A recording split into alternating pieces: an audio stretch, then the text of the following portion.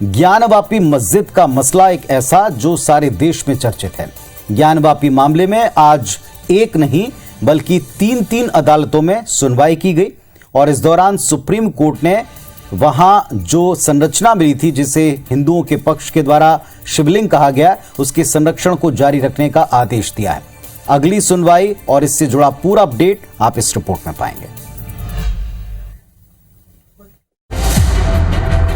देश के चर्चित मामलों में से एक ज्ञानवापी मामले में आज 3 कोर्ट में सुनवाई हुई। मस्जिद में सर्वे के दौरान मिली शिवलिंग जैसी संरचना के संरक्षण की सीमा बढ़ाने पर चीफ जस्टिस DY चंद्रचूड़ की बेंच ने कहा कि संरक्षण जारी रहेगा। कोर्ट ने सभी पक्षों से 3 हफ्ते में हलफनामा दाखिल करने के लिए कहा है। ज्ञानवापी पर आज सुप्रीम कोर्ट के अलावा इलाहाबाद हाई कोर्ट में ज्ञानवापी का ASI से सर्वे पर सुनवाई हुई। इधर वाराणसी की जिला अदालत में कथित शिवलिंग की पूजा का अधिकार और मस्जिद में सर्वे की कार्यवाही पर सुनवाई हुई। मामले में सुप्रीम कोर्ट ने अगली सुनवाई की तारीख 5 दिसंबर तय की है। बता दें कि ज्ञानवापी मस्जिद के वजू खाने में 16 मई को कोर्ट कमीशन के सर्वे के दौरान एक संरचना मिली थी जिसे हिंदू पक्ष ने शिवलिंग बताया तो मुस्लिम पक्ष ने फव्वारा।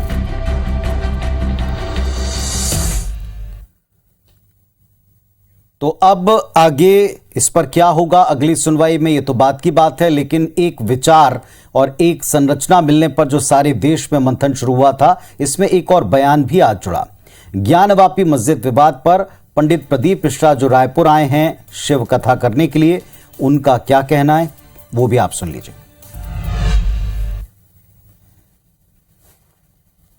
पूरे विश्व की भूमि को कहीं से भी खोदेंगे उसमें कंकर शंकर निकलेगा जरूर।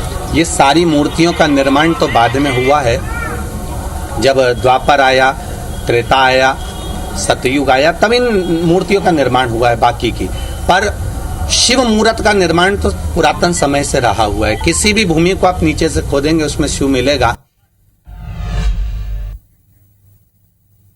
तो शिव अटल हैं, ये कहने का प्रयास पंडित जी ने किया और वैसे इसके कई प्रमाण उनके पास निश्चित तौर पर मौजूद हैं। वे स्वयं शिव पुराण की कथा करने के लिए आए हैं। लेकिन इससे भी बड़ी बात यह कि आज इस पूरे मामले के ऊपर बहुत सारे लोगों की आस्था से जुड़ा विषय बनता जा रहा है। इसको हम डिकोड करते हैं जो कुछ भी आज घटा है। ज्ञानवापी मामले पर आज 3 अदालतों में सुनवाई हुई है।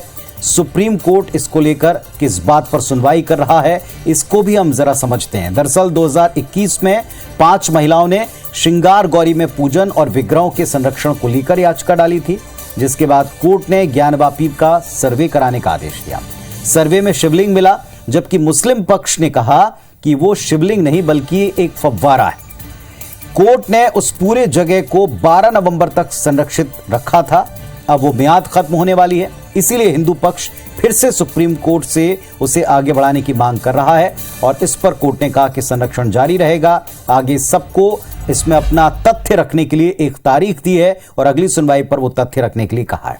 चलिए, ये बात तो सच है कि एक नर्मदा के बारे में आपने कहानी सुनी होगी या आपने बात सुनी होगी, हर कंकर शंकर है, कुछ इसी तरह की बात पंडित जी ने की। लेकिन अदालतों में तथ्य चलते हैं, साक्ष्य चलते हैं और इसको लेकर सभी पक्ष अपनी अपनी तैयारी कर रहे हैं।